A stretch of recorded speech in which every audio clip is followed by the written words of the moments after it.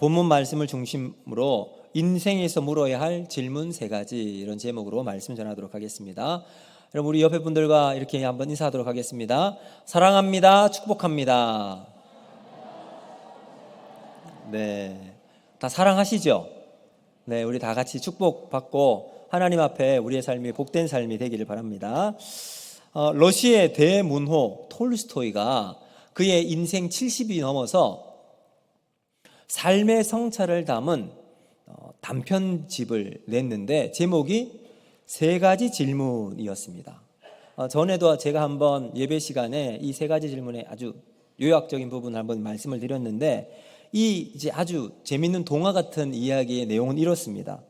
이 3가지 질문의 주인공은 한 나라의 왕인데요, 이 왕이 자기가 어떻게 하면 나라를 잘 다스릴까 생각을 해서 3가지 질문을 백성들에게 물어서 답을 좀 구해오라 이야기를 합니다. 첫 번째는 인생에서 자기가 왕으로서 가장 좋은 때는 언제인가? 두 번째는 왕에게 가장 필요한 사람이 누군가? 세 번째는 왕이 해야 할 가장 중요한 일은 무엇인가? 이런 질문을 이제 냈습니다. 그렇게 하면 무슨 일을 하든지 실패하지 않고 올바르게 판단할 수 있는 방법을 알 수 있기 때문이라고 여겼기 때문입니다. 그래서 많은 사람들이 이 3가지 질문에 대해서 답을 왕에게 쭉 주었어요. 그리고 다양한 답변을 들을 수 있었는데 마음에 차지가 않는 거예요. 그래서 왕이 직접 이 답을 찾기 위해서 나라에서 가장 뛰어나다고 하는 지혜로운 현인을 찾아가기로 했습니다. 근데 이 사람은 숲속에 살고 있었어요. 그래서 숲속에 가서 현인을 만나서 이 3가지 질문을 해보았습니다. 그런데 왕의 질문에 이 현인은 아무런 말도 하지 않고 있었던 겁니다. 그래서 왕이 이제 안 되겠다 싶어서 궁으로 돌아가려고 하다가 이 나이가 많은 지혜로운 현인을 조금이라도 도와주기 위해서 직접 이제 그 현인이 가꾸고 있는 밭 이랑을 이제 막 파기 시작했습니다. 그리고 모든 일을 마치고 이제 돌아가려고 하는 순간 어떤 다친 사람이 그 집에 있는 것을 발견해요. 그리고 나서 깜짝 놀라서 왕이 그 다친 사람을 정성껏 간호해주고 그의 목숨을 건져 주었습니다. 근데 알고 보니까 이 다친 사람은 왕을 죽이려고 이 지혜로운 현인의 집에 기다리고 있었는데 밭을 갈고 밖에 나가 있었기 때문에 만나지 못했던 겁니다. 그 사이에 왕의 군대가 찾아와서 왕을 죽이려 했던 이 사람을 보고 이제 해를 끼친 칼을 찔렀든지 이렇게 해서 부상을 당하게 된 겁니다. 그리고 왕은 부상당한 그 사람을 보고 아주 정성을 다해서 치료해 주었던 거죠.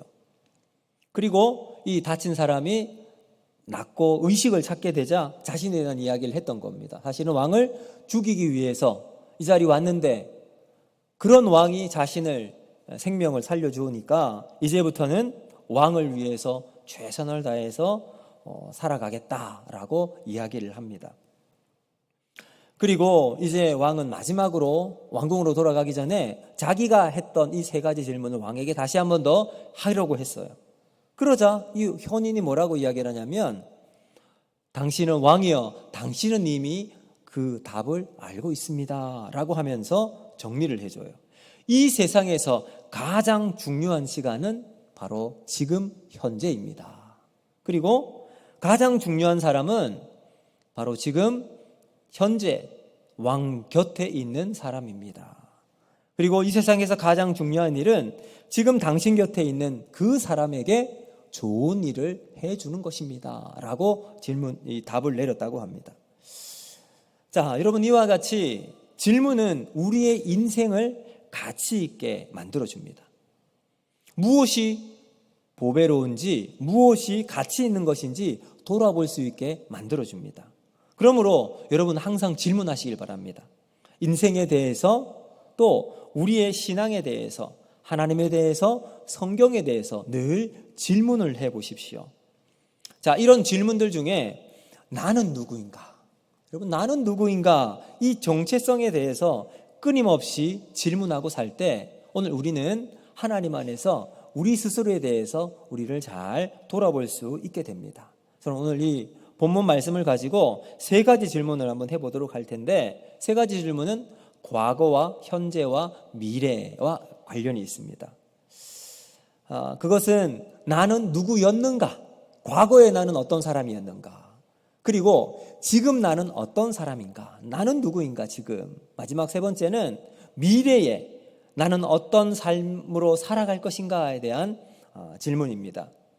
어쩌면 이것은 그리스도인으로서뿐만 아니라 우리의 인생을 성공적으로 살아가기 위해서 반드시 우리 스스로에게 질문해야 될 문제이기도 할 것입니다. 자, 그런 의미에서 첫 번째, 과거에 우리는 누구였는가? 오늘 성경은 1절에 이렇게 말합니다. 우리 같이 한번 읽어볼까요? 시작. 그는 허물과 죄로 죽었던 너희를 살리셨도다. 아멘. 자, 여기 보면 나는 누구라고 되어 있어요?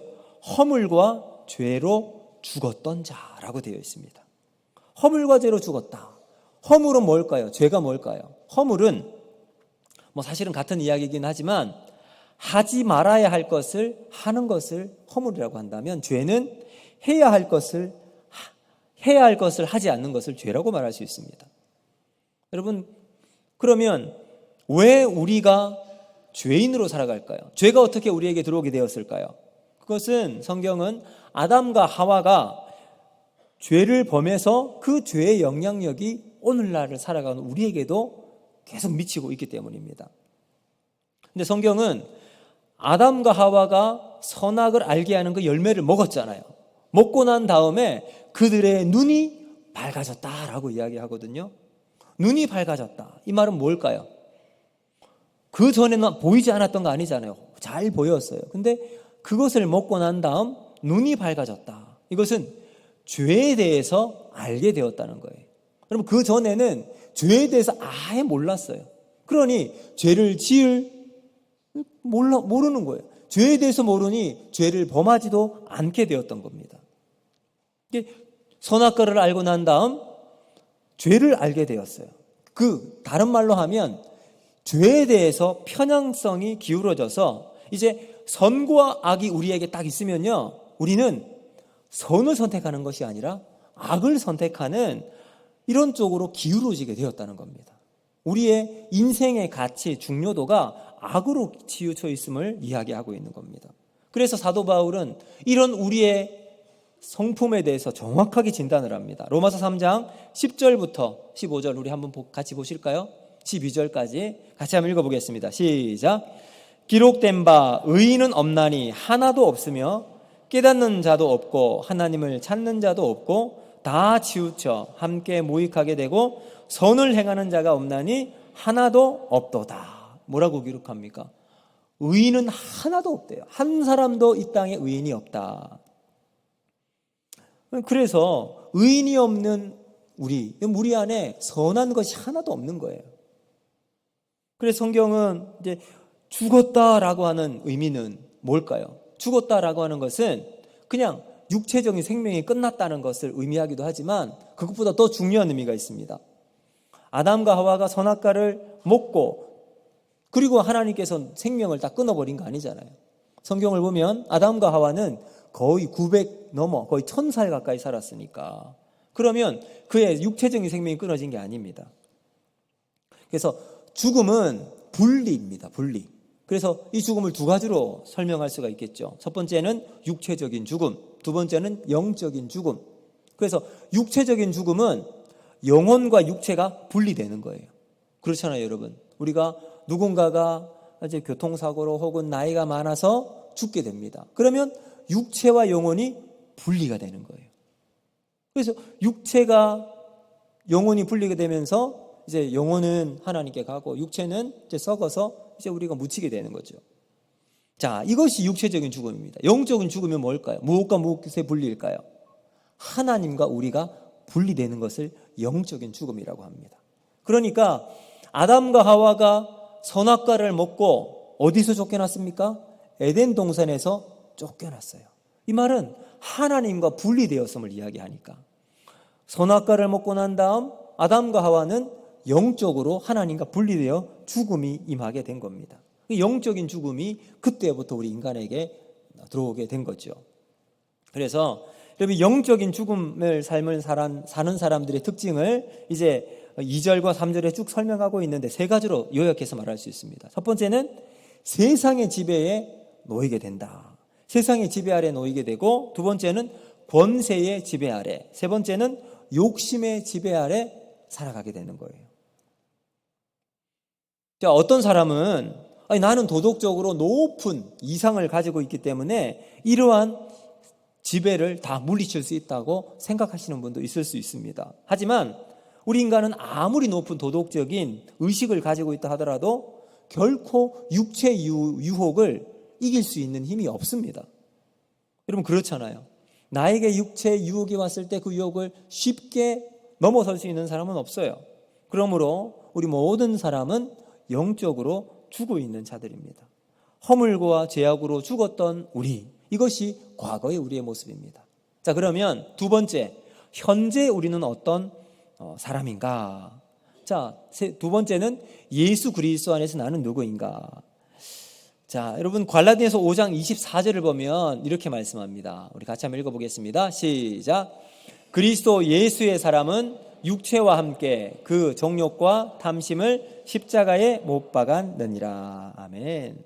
그리스도 예수의 사람, 예수 그리스도의 사람은 육체와 함께 그 정욕과 탐심을 십자가에 못 박았다라고 이야기하죠.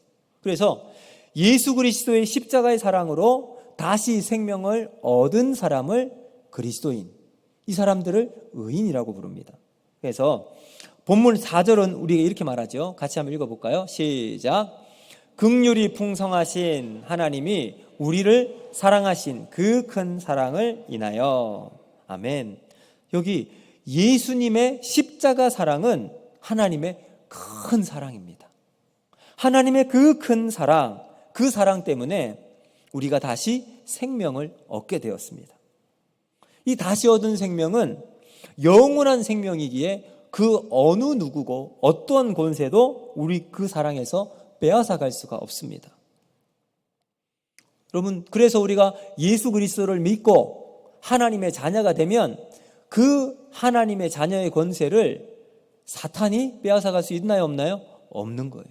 한번 자녀가 되면, 하나님의 자녀가 되면 어떤 힘과 권세가 하나님의 자녀의 권세로부터 빼앗아 갈 수가 없습니다. 그리고 여러분 7절도 이렇게 말씀하고 있는데 같이 한번 읽어볼까요? 시작.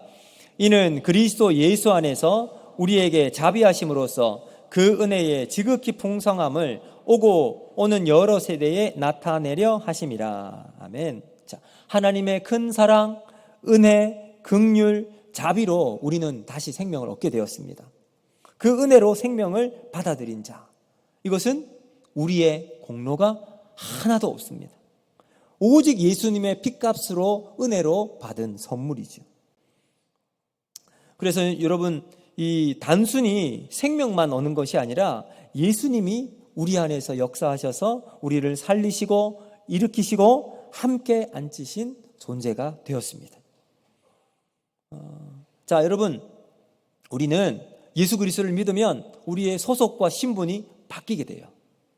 자, 이것을 제가 이번에 이제 단기 선교를 가면서 캄보디아를 가잖아요. 캄보디아를 가는데 모든 나라를 들어가기 위해서는 그 나라의 입국 심사를 다 받아야 됩니다. 이제 캄보디아 가까이 가니까 스튜어디스들이 이제 가면서 앉아 있는 모든 사람들에게 입국 신고서, 신청서를 이렇게 이제 쓰라고 하더라고요. 이게 막 썼습니다. 써서 통과할 때, 공항을 통과할 때 이곳의 국적과 신분을 확인받아야 합니다. 소속과 신분을 입국에 대한 중요한 결정이 되는 거예요.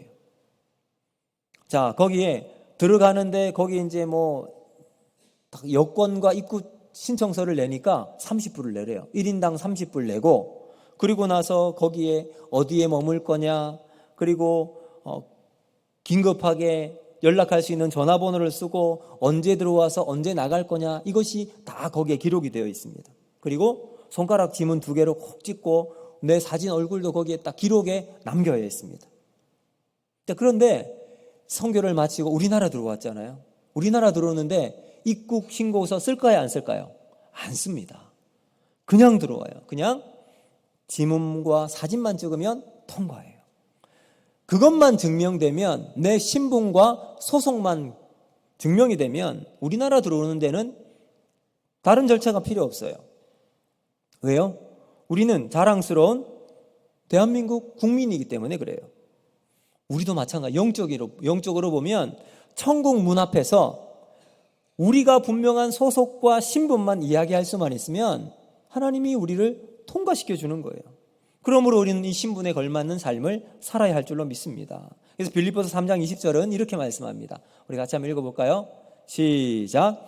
그러나 우리의 시민권은 하늘에 있는지라 거기로부터 구원하는 자 곧 주 예수 그리스도를 기다리노니. 아멘. 여러분, 우리가 과거에 어떤 사람이 그랬습니까? 허물과 죄로 죽었던 사람. 근데 지금은 예수 그리스도의 십자가 은혜로 그 큰 사랑으로 하나님의 자녀가 되었습니다. 그러므로 이제 죄와 허물로 죽었던 자가 아니라 천국 시민권을 가지고 하나님 앞에서 하나님의 자녀가 되었음을 기억하고 거기에 걸맞는 믿음의 삶을 살아가는 우리 모두가 되어야 할 줄로 믿습니다. 자, 그럼 마지막 세 번째, 우리의 미래는 어떤 삶을 살아가야 할 것인가? 나는 이제 앞으로 어떻게 살아야 되는가? 이미 제가 천국 시민권을 우리가 가지고 있다고 말씀을 드렸습니다.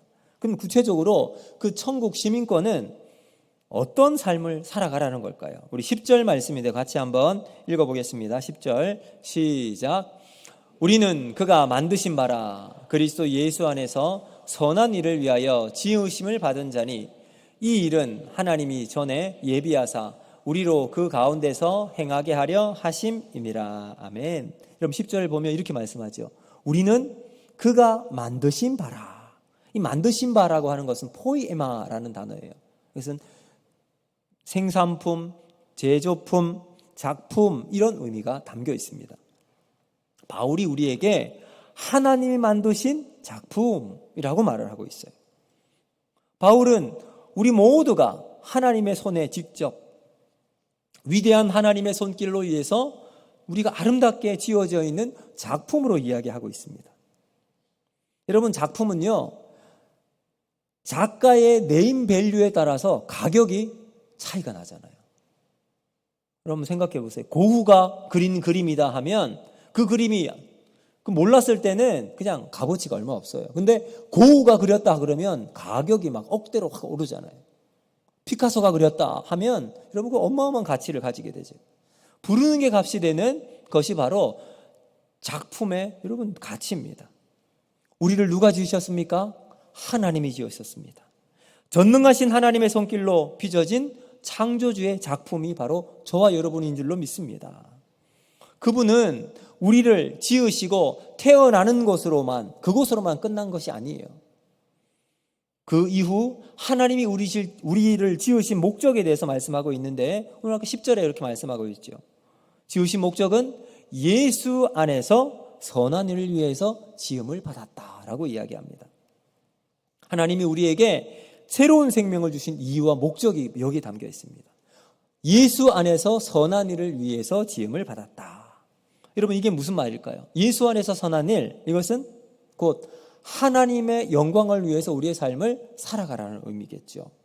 하나님의 영광을 위해 살아가는 사람은 먼저 내 삶이 내가 만든 삶이 아니라고 고백하는 사람이에요. 이것을 우리 은혜라고 말하죠. 우리 8절 9절 말씀 우리 같이 한번 읽어보겠습니다. 시작. 너희는 그 은혜에 의하여 믿음으로 말미암아 구원을 받았으니 이것은 너희에게서 난 것이 아니요 하나님의 선물이라. 행위에서 난 것이 아니니 이는 누구든지 자랑하지 못하게 함이라. 아멘. 자, 여러분 누군가가 우리에게 선물을 줄 때 그 선물을 받으면 감사해서 그냥 받습니다. 때로는 그 선물의 가치가 너무나도 커서 이거 진짜 받아도 되나? 라고 걱정할 때도 있죠.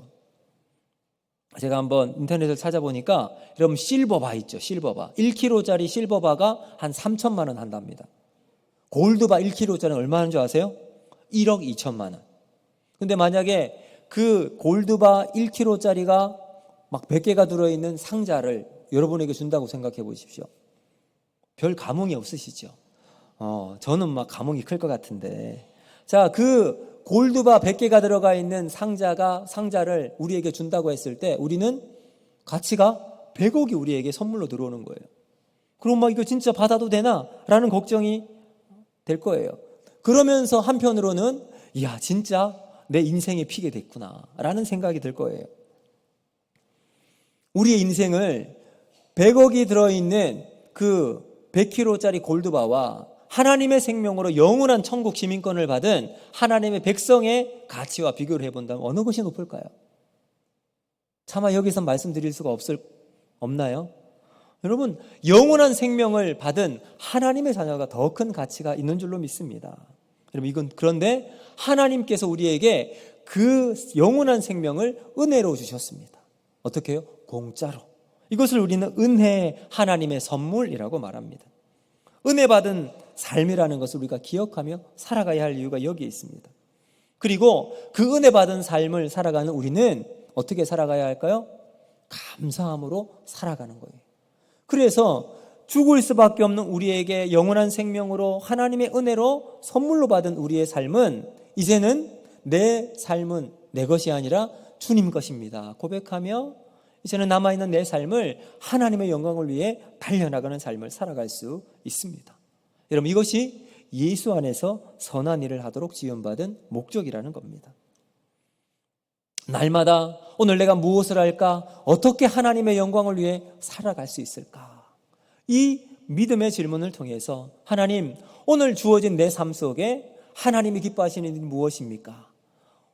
나에게 이 직장을 주신 이유가 무엇입니까? 나의 아내를 만나고 남편을 만나고 내 자녀와 함께 삶을 살아가는 이유가 무엇입니까? 늘 질문하면서 그 안에서 하나님의 영광을 드러낼 수 있는 거룩하고 복된 삶을 살아가는 저와 여러분이 되기를 주님의 이름으로 축복합니다. 여러분, 이제 하반기가 시작하잖아요. 이제 여름도 이제 다 지났습니다. 조금만 참으십시오. 이제 무더위는 물러가고 9월에 시원한 바람이 불 텐데 이 가을에 우리가 하나님의 영광을 위해서 믿음의 길을 달려나가기 위해서 우리의 삶을 기꺼이 주님을 위해 헌신하고 드리는 복된 삶을 살아서 이제는 나는 죽고 예수가 내 안에 온전히 역사하고 드러내는 하나님의 영광을 드러내는 저와 여러분이 되기를 주님의 이름으로 축복합니다. 여러분, 그래서 이번 한 주 동안 한번 잘 생각해 보세요. 하나님, 내 인생에 나의 현재 위치는 어디 있습니까? 과거에 나의 머물러 있습니까? 현재 하나님의 자녀, 천국 시민권을 받은 그 은혜에 감사하고 살아갑니까? 그렇다면 앞으로 내 인생은 하나님의 영광을 위하여 감사와 기쁨 가운데 살아가는 삶을 살아가고 있는가?